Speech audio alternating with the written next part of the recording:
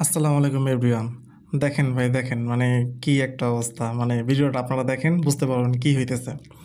আমি ওরে পড়াইতে গেছি ওর কথা হইলো ও তাড়াতাড়ি লেখা শেষ কইরা ও সব লিখবে। আমি ওকে যা, যা লেখা দেই, যা, যা পড়া দেই সব পড়া শেষ করবে।